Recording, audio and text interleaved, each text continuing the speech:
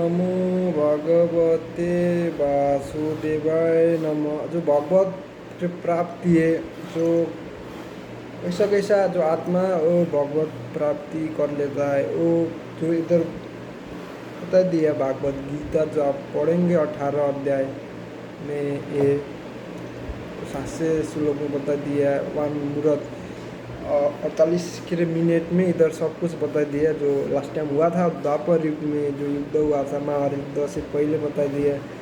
जो भगवान बोल रहे इधर, हे अर्जुन, हे पिता पुत्र, मेरो भक्तिमा तल्लीन रहने र अनन्य भावले निरन्तर मेरो स्मरण गरिरहने योगीको निमित्त म सधैँ सुलभ छु। मतलब जो भगवान स्मरण करता है उनके लिए जो भक्त है, भगवान हमेशा उपलब्ध होते। जो नंबर 2 में बता दिया, मलाई प्राप्त गर्ने भक्तियोगी महापुरुषहरू दुःखले पूर्ण यो अनित्य जगतमा फेरि कहिले फर्केर आउँदैनन्, र किनभने तिनीहरू परम सिद्धि प्राप्त गरिसके अथवा तिनीहरू अटोमेटिक जो सनातन धाम है, भगवत धाम, वो लोग वृंदावन में वो लोग आता है। तो उधर जाने का बस वापस मृत्यु लोक, जो हम लोग के मृत्यु लोक बोलता है, भौतिक जगत जन्म मरण को चक्र में आना नहीं पड़ेगा। और के नंबर 3 में बता दिया, कर्मलोक देखि लोकसमन का सबै लोकहरू जन्म मरणको चक्र चलिरहने दुःखमय स्थान हुन्। तर हे कुन्ती पुत्र, जो मेरो धाममा पुग्दछ उसलाई फेरि कहिले जन्मनु र मर्नु पर्दैन। हम लोग समझ सकते हैं। और 4 नंबर बताइदिया, मानवीय गणना अनुसार 1000 युग मिलेर ब्रह्माको एक दिन हुन्छ, तथा त्यति नै समय उहाँको एक रात्रि पनि हुन्छ। मतलब सत्य युग के अरे, जो सत्य युग, त्रेता युग, द्वापर युग, कलयुग।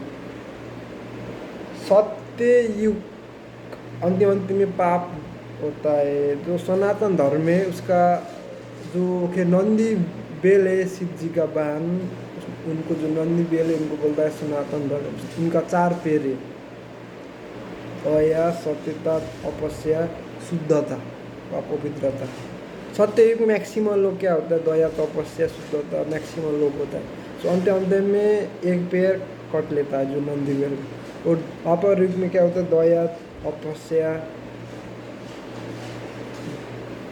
और जो सत्य युग में 4 पैर था, उसका जो एक पैर त्रेता युग में काट लेता है ना, सत्यता, दया, तपस्या, शुद्धता। और जो द्वापर के लिए त्रेता युग के बाद द्वापर युग आएगा, उसमें एक पैर कटेगा। जो कलयुग में तो जो नंदी बेल के एक पैर ही रहता है मैक्सिमम लोग को पास। आप लोग जब देखोगे आसपास सत्यता, दया, तपस्या, शुद्धता नहीं देखोगे, वो लोग एकादशी नहीं बैठेगा, वो लोग अपने इंद्रिय तृप्ति के लिए काम करता है। जो वर्मा के एक दिन मानवीय गणना अनुसार 1000 युग मिलकर बनेगा। मतलब जो कली युग है, इसका जो आयु है 4,32,000 वर्ष, इसका डबल होता है कलयुग को। द्वापर युग जो कलयुग त्रिपल युग होता है, त्रेता युग कलयुग को चौपल युग होता है, सत्ययुग इसको बोलता है चतुर्युग। जो ये 4 युग 1000 पटक घूमेगा, उसको बोलता है ब्रह्मा को एक दिन। मतलब टोटल जब काउंट करोगे तो मनुष्य के हिसाब से 8 अरब 60 करोड़ वर्ष टोटल, इतना बड़ा आयु होता है ब्रह्मा का। तब ब्रह्मा का एक दिन होता है। तो मनुष्य एक दिन कैसा होता है, इधर तो 24 घंटा एक दिन रात होता है, 12 घंटा को दिन होता है। उनको तो 8 अरब 60 करोड़ वर्ष एक दिन होता है। रात भी इतना बड़ा लंबा होता है। तो उनका जो रात होता है, जो नीचे का जो पृथ्वी लोग से नीचे का 6 लोग है, वो सब विनाश होता है, मतलब प्रलय होता है। ऐसा ब्रह्मा का 1000 एक दिन। ऐसा ब्रह्मा का आयु 100 साल है। मतलब जो 32 अरब वर्ष 32 अरब बदला दिया। उसके बाद उनका भी मृत्यु होता है। मतलब उनका आत्मा छूट, उनका भौतिक ब्रह्मांड प्रलय होता है, कुछ भी नहीं बचेगा। तो ब्रह्मा का भी जन्म मरण का चक्र, ब्रह्मा से लेके नीचे चीटी तक जन्म मरण का चक्र है सबका। सो हम लोग से ऊपर जो देवता लोग है, वो लोग भी जन्म मरण का चक्र है। इसका एक ही रास्ता है जो जन्म मरण का चक्र काट सकता है, जो मनुष्य शरीर। ब्रह्मा का जो दिनको शुभारम्भ हुँदा सबै जीवहरू अव्यक्त अवस्थाबाट व्यक्त हुन्छन् अनि जब बर्माको रात सुरु हुन्छ असार बनेर ती जीवहरू फेरि अव्यक्तमा विलिन हुन्छन्, प्रलयमा सबै विलिन हुन्छन्। छमा जब जब बर्माको दिन उदय हुन्छ सबै जीवहरू बारम्बार प्रकट हुन्छन्। बर्माको रातमा आगमनसँगै ती जीवात्माहरू जो हृदयको जीव के निष्क्रिय भएर विलिन हुन्छन्। 7 यस बाहेक एउटा अर्को अव्यक्त प्रकृति पनि छ जुन यो व्यक्त र अव्यक्त पदार्थभन्दा शाश्वत र दिव्य छ। त्यो कहिले पनि नाश नहुने पराशक्ति हो। संसारको सबै वस्तु नष्ट हुँदा पनि त्यो हुँदैन। त्यो आध्यात्मिक ब्रह्माण्ड छ जो गोलोक वृन्दावन छ, अयोध्या धाम छ, वैकुण्ठ धाम छ, नारायण, त्यो कहिले पनि विनाश हुँदैन भनेको यो भौतिक ब्रह्माण्ड माथिबाटै आउँछ भने चाहिँ मैले तपाईँलाई लास्ट टाइम बताइदिएँ। यसका जो ये भौतिक वृक्ष इसका जो फेद है ऊपर ही है, जो उल्टा है ना, उल्टा तभी जो हम लोग का इधर क्या है पृथ्वी लोक में पहला नीचे से तो जरा नीचे होता है आगा बिगा, उधर का सिस्टम उल्टा है। इसका जो आगा फेद है वो ऊपर है, आगा बिगा नीचे नीचे आ रहा है। तो इसका जो पालन पोषण हो रहा है प्रकृति का 3 गुण सत्व रज तम, जो नॉर्मल वृक्ष होता है उसका पालन पोषण होता है जल से, लेकिन जो आध्यात्मिक उधर से आता है वृक्ष है उसका पालन पोषण होता है प्रकृति का 3 गुण सत्व रजो तमो, जो तीनों गुण हम लोग को बंधन होता है। क्योंकि जो वो लोग परमात्मा है श्री कृष्ण तो वो लोग से ऊपर है ना, सत्व रजो तमो, शुद्ध सत्व गुण लेकर बैठे हैं। इधर क्या होता है प्रकृति को रजो गुण तम गुण काम होता है, काम वासना ज़्यादा होता है, क्रोध होता है, लोभ होता है, मुँह होता है, अहंकार ज़्यादा होता है, मैं मेरा खुद को हम लोग मालिक समझेगा। हम लोग मालिक तो नहीं है, हम लोग तो भगवान का नौकर चाकर, लेकिन हम खुद को ही मालिक समझेगा। इधर हम लोग कर्ता नहीं है, कर्ता प्रकृति के 3 गुण हम लोग को करा रहा है। वो लोग वो जो सत्व रज 3 गुण हम लोग का, हम लोग कुछ भी नहीं है। हम लोग के साथ कोई खेल रहा है मन बुद्धि अहंकार के साथ। नारायण मन बुद्धि अहंकार के साथ खेल रहा है, खेलने के लिए बना है भौतिक शरीर भौतिक ब्रह्मांड। मन बुद्धि अहंकार भी हम नहीं है, उसका अंदर का जो आत्मा है हम लोग, लेकिन हम लोग को इसलिए हम लोग मानते नहीं है कि हम लोग खुद को ही मालिक मानते हैं ना।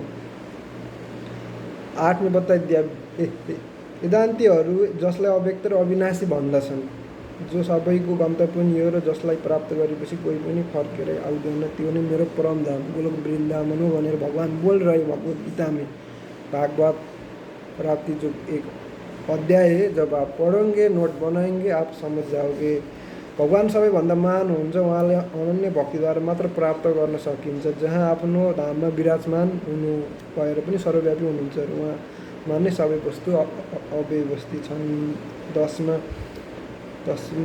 बताइदिया, हे भरत श्रेष्ठ, अब म तिमीलाई ती विभिन्न समय वर्णन गर्दैछु जुन समयमा योगीहरू यस संसारबाट बिदा लिँदा ऊ पुनः यो संसारमा फर्किनु पर्छ या पर्छ, पुनर्जन्म हुन्छ कतिको होइन, पुनर्जन्म कसको हुन्छ कसको हुँदैन सबै कुरा डिटेलमा छ है बताइदिया है इधर सब कुछ। 11 में बताइदिया, अग्नि देवताको परमात्मा उज्यालोको परसमा दिन को शुभ क्षणमा जो शुभ मुहूर्त होता है दिन में, जैसा विष्णु मुहूर्त होता है ब्रह्म मुहूर्त, इधर जो प्राण आत्मा छाड़ने के बाद हम लोग को जन्म मरण चक्र से हम बाहर जा सकते हैं। जो शुभ क्षणमा शुक्ल पद से जो पूर्णिमा को रात सूर्य उत्तरायण भएको 6 महिनामा सरी त्यहाँ गर्ने कर्मज्ञानीहरूले ब्रह्मलाई प्राप्त गर्छन् भनेको। जो उत्तरायण होता है माघे संक्रांतिदेखि शनि संक्रांति जो उत्तरायण होता है यो देवता को दिन बोलता है, र दक्षिणायन होता है माघ सावनी संक्रांतिदेखि माघे यो बोलता है दानव को दिन। मतलब हम लोग को शुभ समय होता है उत्तरायण, देवता को दिन में हम लोग को अच्छा होता है, वो लोग को लिए समय होता है ना। दानव हम लोग मतलब दानव लोग जो असुर लोग उनका पास क्या ज़्यादा काम होता है, क्रोध होता है, काम वासना, लोभ होता है, मुँह होता है, अहंकार होता है। वो लोग भी खुद को ही मालिक समझेगा, वो लोग एकादशी भी नहीं बैठेगा, लेकिन देवता लोग तो भगवान विष्णु को मानता है ना, इसीलिए ये समझना एकदम धेरै जरूरी है। र जो सावनी संक्रांति होता है, सावन भादो असोज होता है, तो 4 महीना होता है भगवान नारायण छुट्टी लेते, इस समय में हम लोग का जो 6 शत्रु है, काम, वासना, क्रोध, लोभ, मोह, अहंकार, इसका हम लोग जो तपस्या करने से उसको थोड़े थोड़े काट सकते हैं, उससे बच इसके लिए दिया मनुष्य शरीर से तपस्या करने के लिए दिया है। 12 पॉइंट में बता दिया, धुआं रात्रि कृष्ण पक्ष है, अँध्यारो रात होता है जो औँसी बोलता है, और सूर्य दक्षिणायन भएको समय शरीर त्याग गर्ने योगी जो तपस्वी लोग चन्द्रलोकसम्म पुगेर फेरि पृथ्वीमा वापस उस पुनर्जन्म हुन्छ। पुनर्जन्म चाहिँ कसको हुन्छ कसको हुँदैन डिटेलमा बताइदिए। 13 नम्बरमा बताइदिए, वैदिक के अरे मतानुसार यो संसारबाट प्रस्थान गर्ने दुईवटा मार्ग छ। पहिलो प्रकाशमय मार्ग, दोस्रो अन्धकार मार्ग। प्रकाशमय मार्गबाट जाने व्यक्ति फर्केर आउनु पर्दैन, त्यो शुक्ल पक्ष भनेन पूर्णिमाको दिन। तर कृष्ण मार्ग अन्धकारमय पदबाट जाने व्यक्ति फेरि पृथ्वीमा फर्किनुपर्छ। भक्तिमा यी दुवै मार्गसँग परिचित हुने हुँदा कहिले पनि नगर तथा हे अर्जुन तिमी सधैँ भक्ति में जो भक्त होता है श्री कृष्ण को, वो लोग को सब पता होता है उत्तरी अंदर छिटान शुक्ल पक्ष कृष्ण पक्ष, वो लोग मोहग्रस्त नहीं होते, क्योंकि जो आत्मा है वो संस्कृत लेकर जाएगा वापस।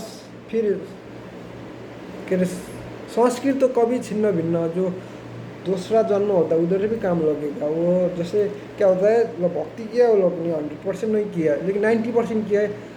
दूसरे जो जन्म में जो आत्मा का शरीर होता है ना, वो आत्मा ही शरीर फेरबदल करता है, वो लोग को 0 से स्टार्ट करना ही वापस जो पहले जन्म का जो 90% भक्ति वो वापस मिलता है उनको।